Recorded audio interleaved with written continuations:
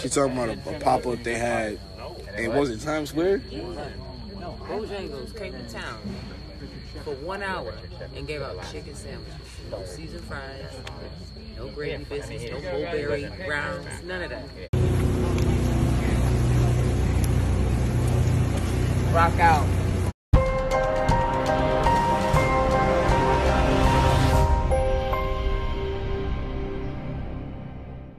What's up, YouTube? It's your boy Mark Dark, and I'm back with another video. If you're new, if you love power, go ahead and hit that subscribe button. Like the video and leave your theories, comments, everything down below. Now today we're going to be talking about Power Book 3 Raising Kanan, Season 2, Episode 5. This is the recap. And I'm going to try my best to go over all the key points in this episode. If I miss anything, you guys let me know down below. And man, I guess your girl Rock and Kanan, they're going to continue to have these issues because Kanan, he doesn't believe he can trust everything his mom is saying. Of course, by the end of the episode, he was even more confused because we know Rock told him, look, we're going to talk about everything. No more secrets. But it seems like Rock still has some things that she does not want to discuss with her son. So it makes sense on why Kanan is thinking the way he is thinking. In this episode, it was more of, a build-up episode in my opinion. I believe in episode 6, we're going to get a lot of different things happening. We know Unique will be back, and we know Rock will have, some things to talk about as far as the Italians and what Unique can do for her. And I cannot wait to see how that's all going to play out. Now, we're going to jump right into it. As I told you guys earlier, I'm going to try my best to focus on all the key points. If I miss anything, let me know down below. So what did we see in episode 5, titled What Happens in the Catskills? Now, the episode starts out with Sam, the junkie, the crackhead, whatever you want to call him. He got to get his high, you know what I'm saying? He's trying to have a conversation with Marvin. And at first, Marvin was like, look, you just come back. We ain't doing business right now. But we know Marvin ended up selling Sam some drugs, and Sam went on his way. But Marvin was not trying to have anybody come over because, as I told you guys, he's trying to get rid of this body. He's preparing. And this scene was funny. It was funny as hell to me. That was planned just the two of us. Marvin's in there falling all over the body, spraying this dead body with Lysol. I mean, it was crazy. And we all knew this was going to come back up. You can't put a body in the walls and expect it not to have any type of smell. And luckily, they was able to get this body up out of there without any issues or anybody finding out what they was really doing. Now, we get to Rock and Kanan. She's telling Kanan, look, it's time to go camping. Just like the old days or whatever. And Kanan, he ain't really trying to do this. Rock wants to have mother and son time, bonding time. Jukebox ain't gonna be there. It's just gonna be those two. But we know Rock, she ain't telling him the whole truth. Kanan, he's probably thinking like, okay, so we're gonna go out here and camp or whatever, and we're gonna bond and talk about certain things. But no, we know Rock really wants to get rid of that body, which we end up finding out later on. Now, we get to the Italians. We know what the game plan is. They're trying to eliminate Rock. She is an issue for them. And Sal Bocelli, he doesn't want to play around, so he sends his boys to handle the job. Now, you guys let me know.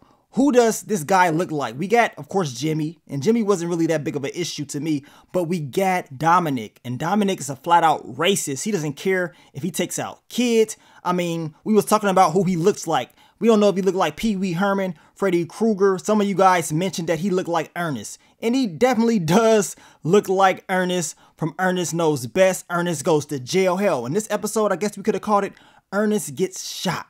And this guy's just funny looking. And he's a creepo. I was hoping and praying that somebody would take him out. But he got lucky. He got lucky, y'all. Jimmy shot him later on in the episode. But in this particular scene, Jimmy is telling him, we don't mess around with kids. We follow Sal Bocelli's game plan, and that is to take out Rock. That is it. You know what I'm saying? But we know that boy Dominic, he was pushing that racial agenda, wasn't he? He was pushing it. Man, let's look at this guy for a second. Look at him. Is this the type of guy that you want to live around? He has the nerve to talk about somebody else. They owe us one, y'all. The body that we wanted was him, but it didn't get caught in this episode. By the end of the season, I'm expecting to be smoking on that Pee Wee Krueger Ernest pack for sure. But we gonna find out if that's gonna be the case. But they're just out there watching the scene, waiting for the perfect opportunity to make their move. Now, we get to Kanan and Jukebox. Of course, Jukebox, she's happy she's not going camping with Rock and Kanan, because we know they're supposed to be bonding. But Kanan tells her he did what she did. He went to his parent, so-called parent, right, Detective Howard, which we know that is his real pops. But Jukebox is telling him that Detective Howard is lying. That's what cops do. So once again, Kanan is thinking like, man, you know what I'm saying? I don't know what to believe. I mean, he had that look in his face and the look in his eyes that, man, Detective Howard is my pops. He's feeling it deep down inside. But for Jukebox to tell him that he's lying, you know, it's going to have Kanan thinking all types of different things. But Rock is telling Kanan, let's go. It is time to get up out of here. Meanwhile, Jukebox listened to the tape that Crown gave her in last week's episode, right? And what type of dude is this? Like, you're going to go and give her the tape of the song that she wrote, she sung, and it's the remix version, Zisa. We talked about this weeks ago about Zisa having the remix version of Bruise. And man, Jukebox, I know she was pissed off. Like Crown, he would have to catch these hands. I don't care if he gave the approval or not. Even if he didn't, for him to bring that tape to me and acting like everything was good, he got to catch these hands, plain and simple. And I'm glad that Lulu dropped him later on in the episode. He deserved it. He definitely deserved it, trying to be funny and stuff. But speaking of Lulu and Crown, we get to the radio station. It seems like they're trying to pump out the Bruise remix version by Zisa. You know, they're pumping her up. We know Lulu, he had a lot to say. You know what I'm saying? He's very passionate about this music stuff. But it seems like Crown doesn't believe Lulu knows what he's doing. And they go outside and they have a conversation. Now, this guy's name is DJ Mo Craze, and he's talking about how his spins is worth something. They go outside, they're talking about, you know, it took me everything not to laugh in this dude's face. I mean, they're just talking stuff about Lulu for real. And Lulu is pissed off. Like, okay, I see what time it is. So this is what y'all trying to do? You want to go behind my back? Well, not even behind my back. You're doing it right there in my face. And you think I'm stupid. And, you know, Lulu let him know exactly how he felt later on in the episode. Now, Marvin puts the body in the trunk. He wrapped it up. He said he sprayed Lysol all over it. And he put those pine trees all over the body and throughout the car. And he's telling Rock about the Italians, you know, and maybe they should just close the whole operation down. Rock is telling him, like, look, I will handle the Italians when I get back into town. You know what I'm saying? We ain't stopping.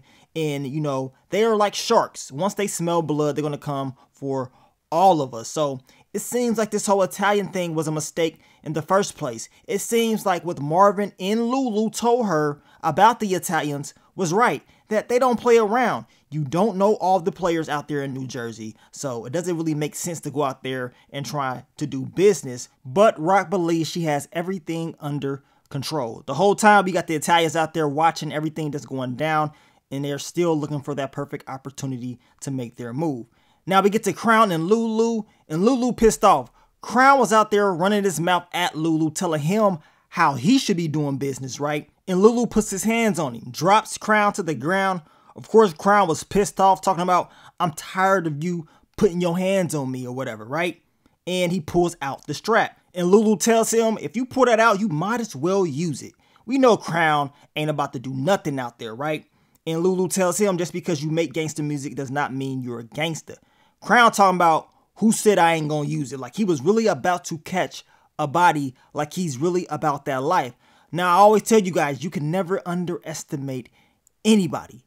You cannot. And Lulu, even though we know Lulu will beat the crap out of Crown easy, he has to continue to watch his every move, because you just never know what that dude would be up to. And based on what Crown has been doing so far, you know, maybe Lulu should be watching everything that he does. But how do y'all see this all playing out between Crown and Lulu?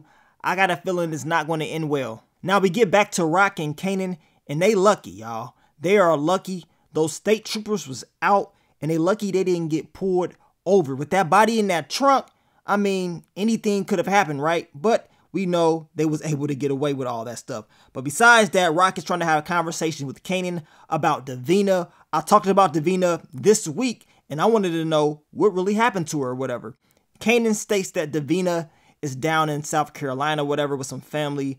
And, you know, Rock is talking about how she liked her or whatever, and if Kanan is talking to anyone else. He does mention that he's talking to a female in Famous's apartment, his neighbor, Corinne. He didn't really mention her name. And what's going to happen when Rock finds out, you know, about Corinne's mother, Palomar? What's going to happen with that thing? We know the next episode, I'm pretty sure that Palomar is giving Kanan a gun. So that whole storyline is about to get crazy. But I just know if Rock finds out, she's going to be pissed off. Then we get to Marvin and Miss Renee, and she's telling Marvin she is tired of him, not really saying things in their little group sessions that they have, and she wants him to open up a little bit more. And what's going to happen if the courts find out about what he is doing? He's going to end up getting locked back up, and that's bad for her. It is bad for business, and she wants to know something that, Marvin hasn't told her yet. Marvin does talk about Jukebox or whatever. He talks about how he pretty much just messed up with her. He did something very bad. And we know it's difficult for Marvin to, make things right with her. It's going to take some time. I do believe Miss Renee and Marvin are still going to hook up. They're just building it up. But we can tell Miss Renee really likes him, in my opinion, and she really wants to help him. But I believe it's going to be difficult to fix things between him and Jukebox.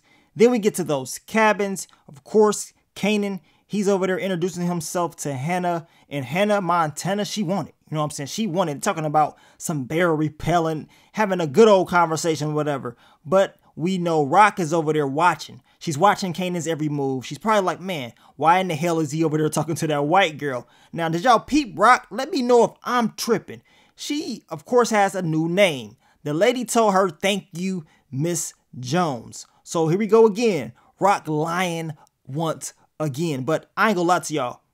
I don't blame her for lying. If you're going to be out there doing some illegal activity, ain't no use to be telling them your real name. So, Miss Jones, go ahead and do what you got to do. And we know Rock ended up buying that knife, which was probably the best thing, the best investment she made in this episode, because she definitely used it later on.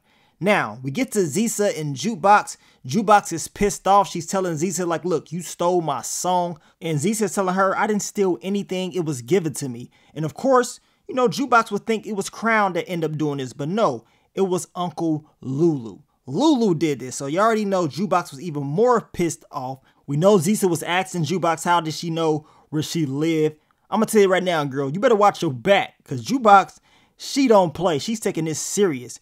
Zisa's telling her she doesn't need to steal anybody's music. She writes her own music and stuff. Well, I guess we gonna find out, but we know Zisa did tell Jukebox she didn't even know she wrote that song in the first place. You know what I'm saying? It was just given to her. So we're going to see where this all goes. Now, we get the return of Tony Deep Throat. She is back, man. She is back. And she's probably thinking that Marvin would never do anything to her. That Marvin would never find her. But we already knew eventually she's going to get caught up. You know what I'm saying? We knew she can't just do what she did and get away with it. Oh, hell nah.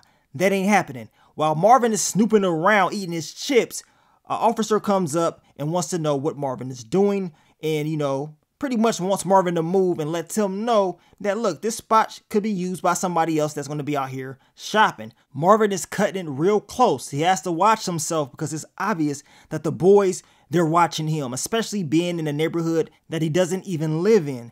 Now, we get to Jukebox. She's finally going to have that conversation with Lulu. She wants to know what the hell is going on with her music.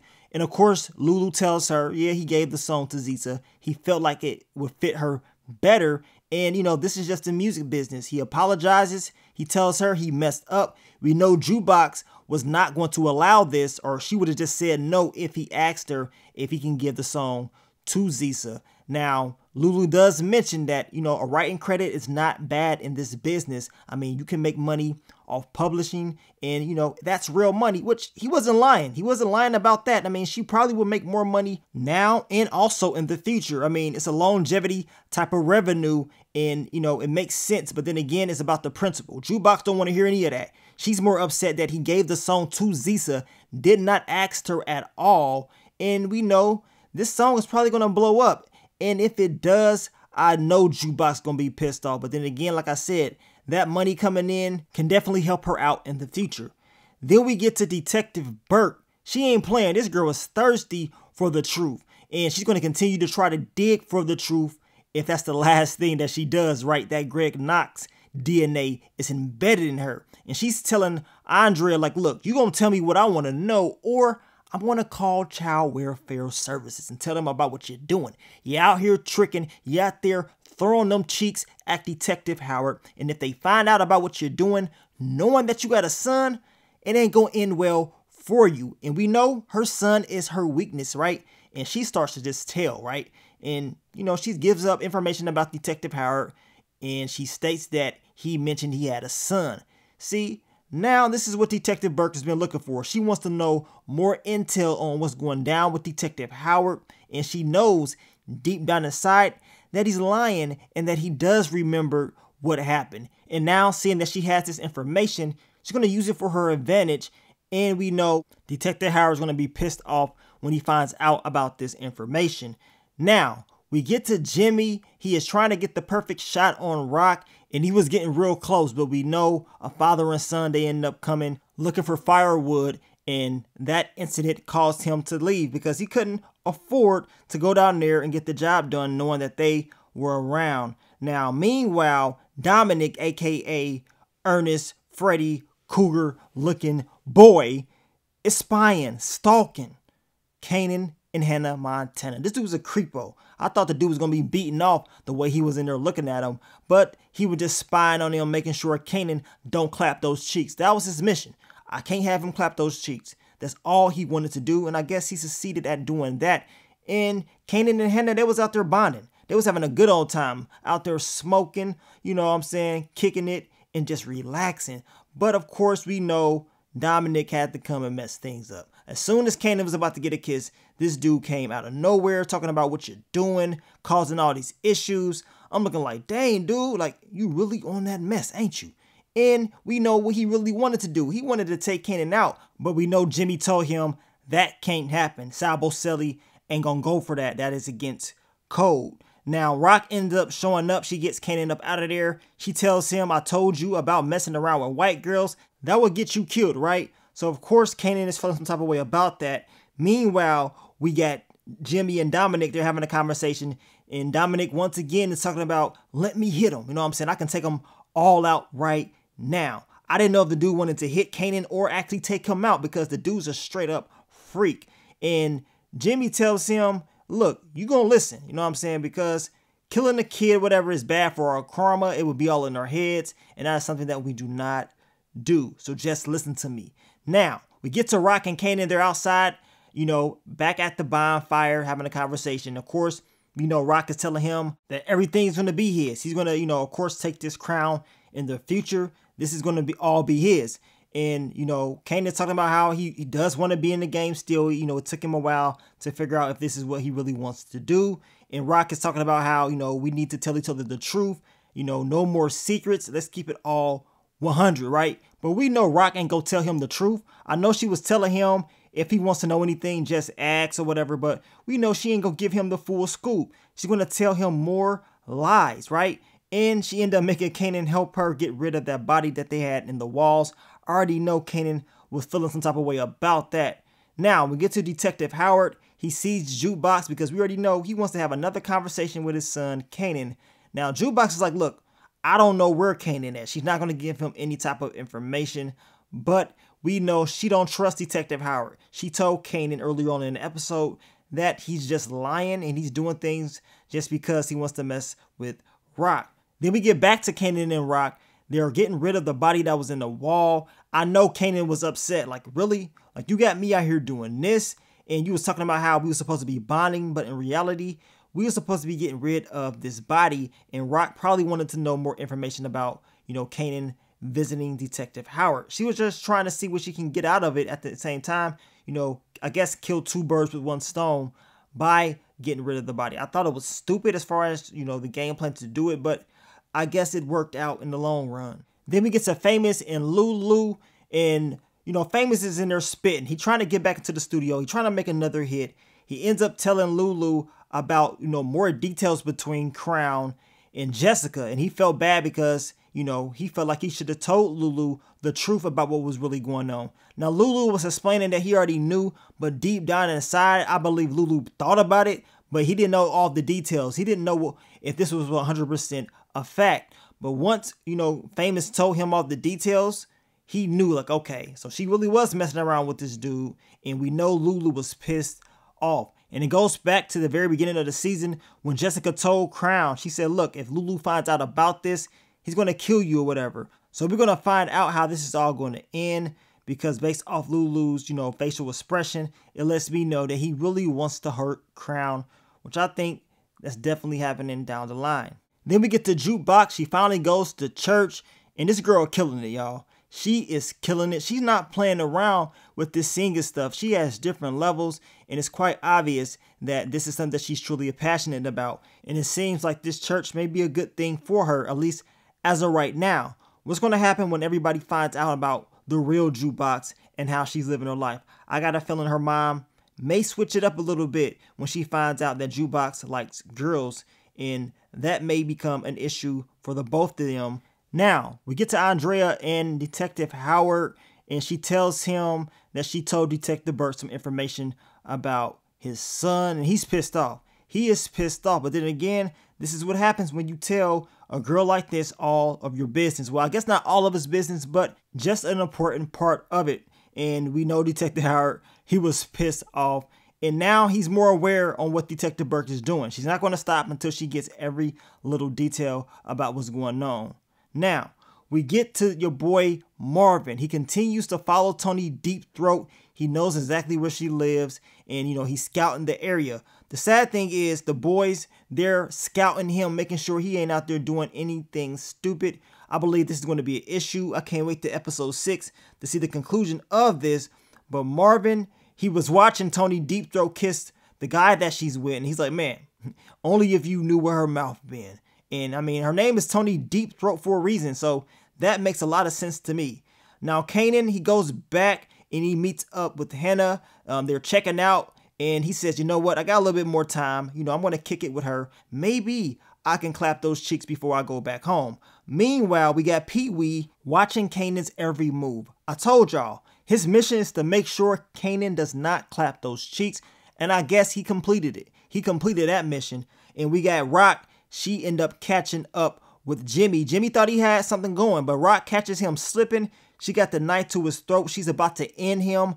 All of a sudden, we see Pee Wee. He's able to get Kanan down. It was a struggle, and he's about to probably take Kanan's life.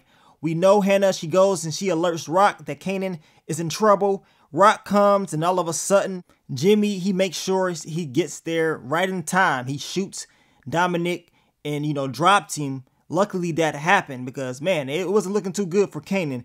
And Rock is telling them, like, look, it's a deal to be made between her and Sal, and they gonna make it or whatever. But as of right now, she getting up out of there, her and her son. Jimmy does ask about Hannah and what's going to happen to her. And Rock is like, look, she ain't gonna say nothing because if she does, I'm going to come for her, and y'all people gonna come for her as well. And Hannah just looks like, yeah, you're right. I'm not going to say anything. I believe Hannah will come back into the picture. I don't know how they're going to, do that, but I don't think this is the last time that we're going to see her face. Your boy Dominic was on that ground pissed off. He was hurt. Like, man, I can't believe my old, homeboy shot me. But Jimmy told him, like, look, we don't mess around with kids. Our mission was to take out Rock. That was it. But you went against that. I'm not having it. And let's just be honest. Rock, she could have took out Jimmy easily when she had that knife to his neck. But she told him, if I take you out, the only thing that's going to happen is the Italians, they're going to come after me. It's going to be a back and forth thing. And that was a risk that she was not trying to take. So, we're going to see how this is all going to play out, especially in episode 6. We know that Unique will be back into the picture. And Rock, she wants to handle this whole Italian thing. Now, Kanan does ask his mom, like, who were they? You know what I'm saying? And she's like, look, it doesn't matter. They will be dealt with. So what happened to the no secrets? We let, everything out. I guess that's out the picture. And Rock, she's back at it once again. And like I said, this whole little trip out there in those woods, all it was about was Rock trying to get information out of Kanan for real in her getting rid of that body. That's my opinion. And based on what we saw, that's exactly what happened. You know what I'm saying? So now Kanan, he don't really know what to think. As he said at the end of the episode, doesn't really know what to think. It's best that you probably don't even say anything at all when you don't even know what the hell is going on your damn self. So, man, I cannot wait to see episode 6. You guys let me know how y'all see it all playing out. Unique, I don't trust what he's doing, but remember, Unique, he stated he ain't letting nobody push him off these blocks. He will be back. He will continue to seek revenge, and seeing that Rock knows he has that connection with the Italians, maybe Unique wants her to know. Maybe it's a part of his whole game plan to get back at the top. But I can't wait to see what's next. But I want to thank you guys for all the love, all the support. I will be dropping the what to expect for episode 6 tomorrow, so stay tuned for that. But let me get up on out of here, man. It's your boy Mark Dark. I'm out. Peace.